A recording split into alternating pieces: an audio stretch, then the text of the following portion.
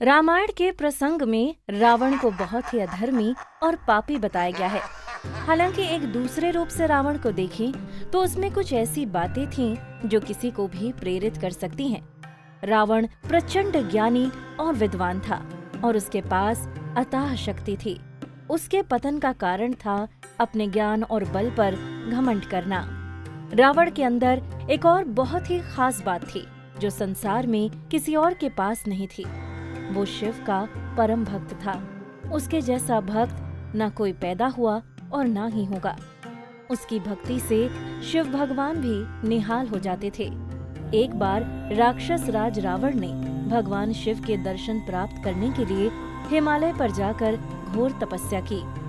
शिव जी को प्रसन्न करने के लिए उसने अपने सिरों को एक एक कर काटना शुरू कर दिया।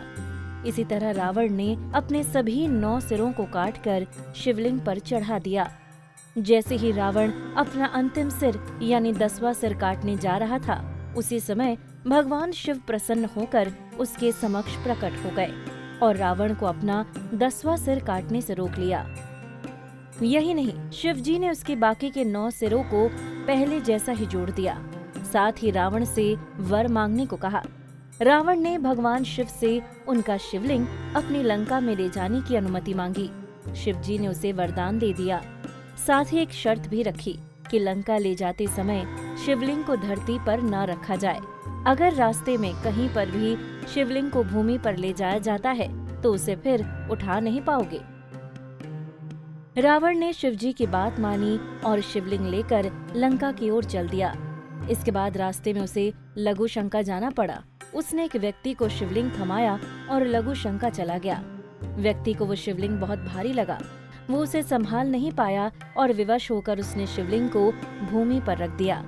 जब रावण वापस आया तब उसने शिवलिंग को जमीन पर रखा देखा। उसने शिवलिंग को उठाने की बहुत कोशिश की लेकिन उठा न सका। आखिर में थक हार कर उसने पवित्र शिवलिंग पर अपने अंगूठे का निशान बना दिया और शिवलिंग को वो वहीं छोड़कर लंका लौट गया। इसके बाद ब्रह्मा, विष्णु आदि देवता वहां आए और उन सभी ने शिवलिंग का पूजन किया।